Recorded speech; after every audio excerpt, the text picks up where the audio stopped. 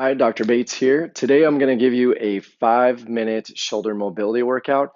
Now, this is not stretching. This is not something you're trying to utilize to attack pain. Just think of it as something that you can do while your body is acclimating to your chiropractic adjustments as we stabilize, normalize, and balance your nervous system so that your body can adapt to it quicker.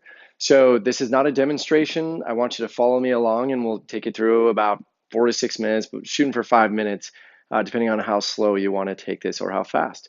So the first thing that we're going to do is we're actually going to start out by spreading our arms out wide, and we're just going to focus on squeezing our shoulder blades together and relaxing.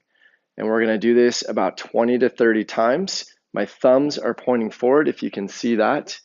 And we're going to do about 20 to 30.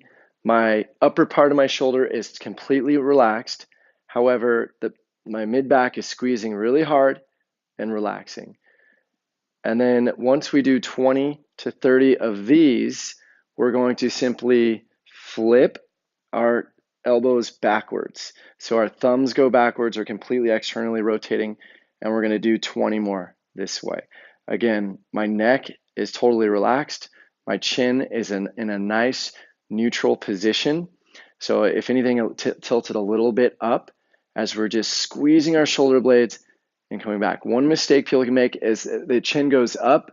They can actually overextend their low back. Make sure you keep your tummy in and flat as you do 20 to 30 of these.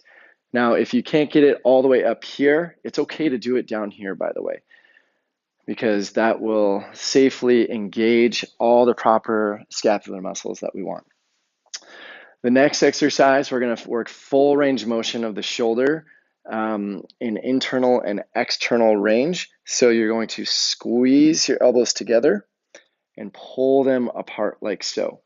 And again, this is not a stretch by definition. We're just squeezing these muscles in our back, squeezing in the front. You might have noticed that your shoulders are tiring, like a lot. And this will activate those muscles, engage those muscles so that they act more like suspension mechanisms to protect that shoulder as it's healing. But it's also bringing important building blocks for healing. And it's also improving the softness and pliability of those tissues. So about 20 to 30 of those, and that will get things nice and soft and mobilized nicely. The next one we're going to do is, and if you have the range of motion for this, if you can't quite reach, just do your best. But we're going to squeeze our hands, the back of my palm, back of my hand against my low back, and the front of my palm against my tummy, and I'm going to squeeze hard. You're squeezing hard like this, and this engages the rotator cuff muscles. And then same thing, I'm going to pull my elbows forward and back, forward and back. And I'm going to do 20 or 30 of these. And you'll notice that my chin is in a nice neutral, slightly extended position. My tummy is held in, protecting my lower back and keeping that stable. And then once I do 20 to 30 of those, then I'm going to switch and do the other side, 20 to 30. And in this one, I'm feeling a little bit more into my levator scap and my upper serratus, posterior serratus muscles. Really nice. And then after we do 20 to 30 of these, we're going to start to do the next phase of engagement, which is one of the things that I like to do is you're going to reach up to the sky as high as you can and then pull your hands down and back like so. Again, don't overarch your back, but pulling down as you squeeze your lower trapezius muscles and part of your lats down and back. So you're trying to get, some people, if you don't have good range of motion, you might only be able to get it to here, but you want to pull it down and back. Reach up as far as you can. Reach high, squeeze, and pull out, down, and back. Like so. And then we can do about 5 of these.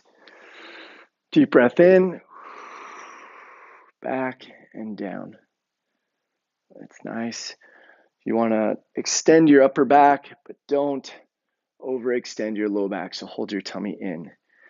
I don't know if you're feeling it, but your shoulders should be really activated. Another thing we're going to do is start and reach out as far as we can here, protruding our shoulders and pulling out. Palms up, squeezing our shoulder blades back, pulling our tummy in, and our chin is up, and relax. We're going to do that again 4 or 5 times. Pull out, squeeze back, and relax. Protrude those shoulders, feel the stretch in your upper back, just activating, not so much again stretching. And palms up, squeeze the shoulder blades back, chest is up. And then the next one, so we did 4 or 5 of those. The next one we're going to do is we're going to reach up and trying to reach back. Again, you might only be able to do it, say, this far. That's okay. But we're going to try to reach this as far back as we can, pulling back, and then far down and back as you can. So pulling this back just like so as you pull your chest up and relax. So reach up and pull back. Chest up. Really squeeze those lats and triceps and relax. Pull up. Deep breath. Pull your tummy in as you pull. Let your breath out and pull your hands back and bring your chest up. So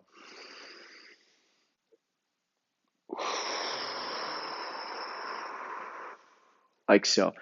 Now we've got a pretty good activated shoulder. We can safely do some little Russian ballistic stretching where we just move our shoulders back and forth, swinging them a good 20 times. We're going to go ahead and do 20 of those. As we talk about why we save this one for last, now we've got our joints and our muscles woken up. This is technically, even though they call it dynamic or ballistic, it's still a passive stretch because we're really using momentum to stretch out the muscle. The momentum of my muscle to pull it and open it up. So you want to make sure you're really activated before you do this exercise.